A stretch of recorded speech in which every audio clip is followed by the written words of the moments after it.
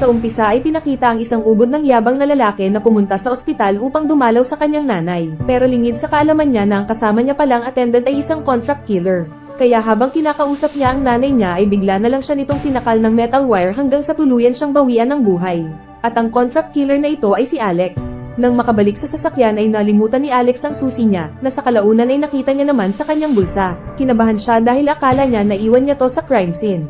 Sa sumunod na eksena, ay pinakita naman ng isang batang babae na si Beatriz, kung saan pinababayaran siya ng tatay niya sa mga lalaking naghahanap ng panandaliang aliw. Pero di nito alam na ang kaharap niya pala ay isang FBI agent, at ito ay si Vincent. Matapos ang negosasyon ay pinalapit na siya kay Beatriz. Di na nag-aksaya ng oras si Beatriz at agad siya nitong inaya sa loob ng kwarto. Gusto lang sana makipag-usap ni Vincent pero pinilit siyang maghubad ni Beatriz kaya nakita nito ang mic na nakadikit sa dibdib niya. Kaya nagsisigaw si Beatriz at nang marinig ito ng mga kasama ni Vincent ay agad silang rumesponde. At dahil gipit na ang tatay ni Beatriz ay hina-stage siya nito. Nang makakuha ng tiyempo si Vincent ay sinunggaban niya to at nahulog sila sa bintana na agad naman itong ikinamatay. Kaya nagalit ang officer nila na si Gerald dahil namatay ang tanging lead nila sa malaking kaso na iniimbestigahan. Habang si Beatriz naman ay dadalhin sa shelter. Kinabukasan, ay dumalaw si Alex sa kaibigan niyang si Mauricio na isa ring contract killer. Binanggit niya kay Mauricio na gusto niya nang mag-retire dahil bukod sa nakukonsensya na siya ay nagiging malilimutin na rin siya. Pero di pumayag si Mauricio na mag-retired siya at sa halip ay binigyan pa siya nito ng panibagong kontrata.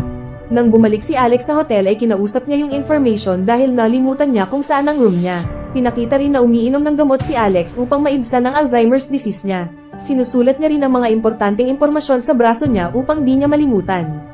At dun din sa lobby ng hotel, ay nakipagkita sa kanya si William. Ito ang abogado ng client na kumukontrata sa kanya. At matapos kunin ang impormasyon ng mga papatayin ay agad na ring umalis si Alex. Matapos niyang pag-aralan ng mga target ay agad na siyang naghanda upang simulan ang trabaho.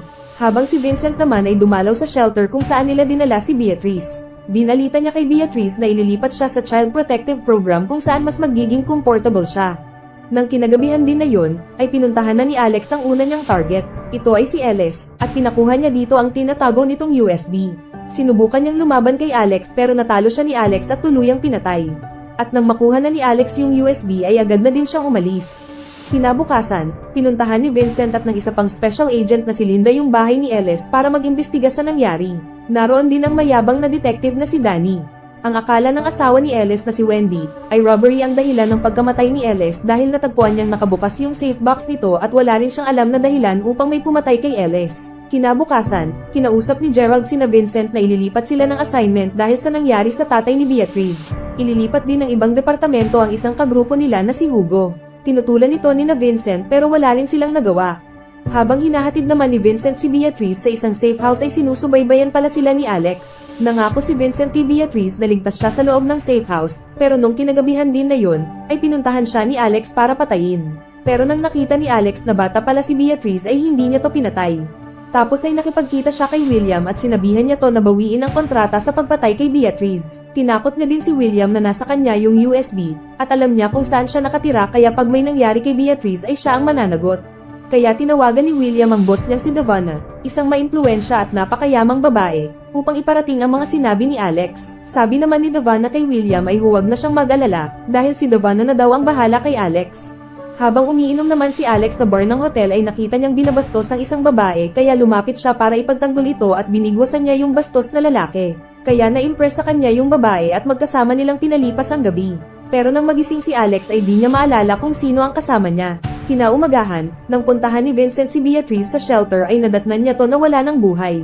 Nakita din ni Alex sa balita ang nangyari kay Beatriz, kaya tinanong niya yung kasama niya kung umalis ba siya kagabi, dahil baka nalimutan niya lang na pinatay niya to. Pero sinigurado ng babae na magdamag daw silang magkasama, kaya sabi niya sa babae ay huwag muna tong lalabas, matapos ay maingat na umalis si Alex. Nakita niya rin na may bomba sa ilalim ng kotse niya. At maya-maya pa ay may bumaril sa kanya, at ito pala ay walang iba kundi si Mauricio. Kaso hinabol pala siya nung babae para ibigay yung gamot niya kaya tinamaan to ng bala. Kaya dahil sa galit ni Alex ay nilabanan niya si Mauricio at nang nahuli niya to, ay tinali niya to sa manubela ng kotse niyang may bomba at nilagay niya yung bangkay ng babae sa compartment. Matapos ay pinasabog niya yung kotse kasama sila. Paalis na rin sana si Hugo patungo sa airport pero nang makita niya yung balita kay Beatriz ay hindi na siya tumuloy. Natagpuan naman ni na Vincent sa crime scene yung gamot ni Alex sa Alzheimer's disease, pero wala pa silang ideya kung para saan ito. Kaya inorder ni Vincent na suriin ito sa lab. Kaya nang lumabas na ang resulta ng pagsusuri, ay nalaman na nila na may Alzheimer's ang killer. Kinagabihan naman, habang nasa gym si William, ay may pumaradang sasakyan sa harapan niya tapos ay bumaba si Alex patungo sa kanya at mabilis siya nitong binaril. At wala man lang nakapansin dahil sa bilis ng pangyayari. Tapos ay pumunta si Alex sa dati nilang bakery, at doon ay chinek niya kung ano ang laman ng USB. At lalo siyang nagalit dahil sa natuklasan. Naroon pala ang mga maseselang video ni Beatrice, kung saan puwersahan siyang ginagamit ng anak ni Davana at ito pala ang dahilan kaya gustong kunin ni Davana yung USB. Naroon din ang conversation ni Davana at Ellis, kung saan may pinag-uusapan silang sikreto at binablockmail siya ni Ellis, at yun naman ang dahilan kaya pinapatay niya si Ellis.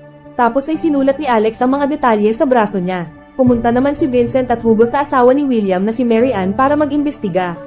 Pero wala daw alam si Mary Ann sa kung ano ang motibo ng pagpatay sa asawa niya, pero kinukutuban si Hugo na nagsisinungaling ito. Kaya sa sumunod na gabi, ay sikretong dinalikan ni Hugo si Mary Ann. At dito ay inamin ni Mary Ann sa kanya na narinig niyang takot na takot si William habang kausap nito si Davana sa telepono, at ang pinag-uusapan nila ay ang hitman na si Alex. Sumunod ay tinawagan ni Alex si Vincent. Habang tinitrace nila ang location ni Alex, ay inamin ni Alex na siya ang pumatay kay Ellis Mauricio at William, pero di siya ang pumatay kay Beatrice at di siya pumapatay ng bata. Sinabi din ni Alex na kung di niya matapos ang pananagot kina Randy ay si Vincent na daw ang baalang magpatuloy. At nang na-trace na nila ang location ni Alex, ay wala na ito nang makarating sila sa lugar. Pinakita naman ng anak ni Davana na si Randy, at nagmamadali itong pumunta kay Davana at takot na takot dahil sa nangyayaring patayan na may kaugnayan sa kanya. Kaya pagbabakasyonin muna daw siya ni Davana hanggang sa maging maayos na ang lahat. Kaso nga lang, nung gabi ng huling party ni Randy, ay may nangyaring hindi niya inaasahan.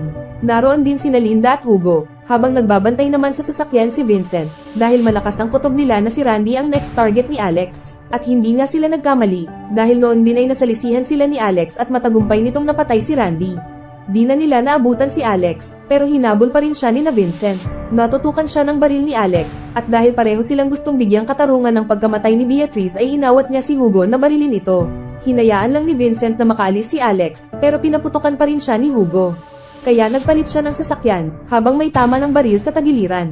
At dahil sinumpong na naman siya ng sakit niya, ay natulog siya habang nasa madilim na lugar. Kaya naman nasita siya ng isang police officer, at napansin nito na may baril siya. At dahil umiral ang killer instinct niya, ay di niya sadyang napatay yung pulis.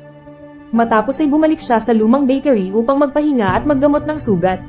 Nabalitaan naman ni na Vincent yung nangyari at nakita nila ang file ni Alex, kaya tinuro sila nito sa bakery na kinaroroonan niya. Pero nang puntahan ni Hugo yung bakery ay nagising si Alex habang nasa basement. Nakahanda na si Alex na barilin si Hugo, pero dahil sa tingin ni Hugo ay walang tao doon kaya umalis na rin siya agad.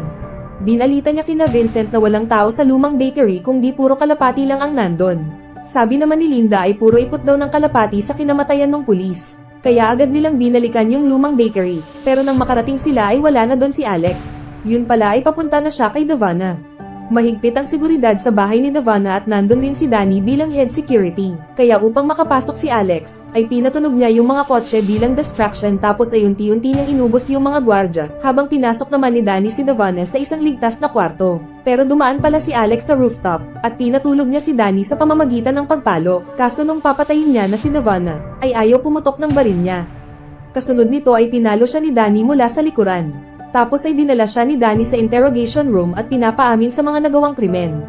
Dumating naman kina Vincent ang isang envelope na may lamang USB na galing sa address ni Alex, at nandito yung mga video ni Randy at Beatrice. Kaya minungkahin niya kay Gerald na kunin si Alex upang makapagbigay ng salaysay tungkol dito. Kaya noon din ay kinuha ni Vincent si Alex upang ilipat at dalhin sa ospital, at dahil dito ay nagalit naman sa kanya si Danny.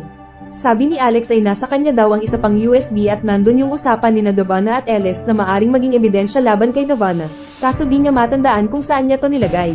Inutusan naman ni Davana ang doktor niya na turukan ng lason si Alex sa ospital. At kinagabihan nga na yun, ay pumunta yung doktor kay Alex. Pero alam pala ni Alex na papatayin siya. Tapos ay hino-stage ni Alex yung doktor, at ang tangi lang niyang demanda ay ang makausap si Vincent. Kaya pumasok si Vincent para makipag-usap, pero napatay naman ng mga SWAT yung doktor nang magkamali ng nabaril yung sniper nila. Sabi ni Alex, ang pagkakaalala niya daw, ay nilagay niya yung USB sa letrang DERY, pero di niya matandaan kung ano at saan yon. Tapos ay lumabas siya upang magpabaril sa mga SWAT. Ngayon ay sarado na ang kaso, wala na ang killer at testigo. Kaya sinimulan ng mag-impake ni na Vincent para lumipat ng division. Pero napansin niya ang litrato ng bakery ni Alex na may letrang BERY, kaya agad nila tong pinuntahan ni Linda, at doon nga ay nakita nila yung USB.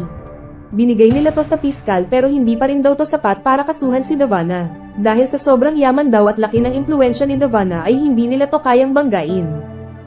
Kaya tuluyan na siyang sumuko at nawalan ng pag-asa. Pero kinagabihan, ay pinuntahan siya ni Linda at inaya siya nitong uminom sa bar. Nagtaka naman si Vincent dahil yon ang unang beses na nagayaang uminom si Linda. Kasabay naman nun, ay pinakitang umiinom mag-isa si Davana sa bahay, nang biglang may lumapit at ginilitan siya sa leeg, hanggang sa tuluyan siyang binawian ng buhay. Lumalabas pala na pinainom lang ni Linda si Vincent upang magkaroon nito ng alibay upang di mapagbintangan sa pagkamatay ni Davana. At ang pumatay pala kay Davana ay walang iba kundi si Hugo. Ginawa nila yon dahil alam nilang hindi mapaparusahan si Davana sa legal na paraan. Huwag mo kalimutan mag-subscribe para sa iba pang movie recap na tulad nito. Salamat po sa panonood at hanggang sa muli.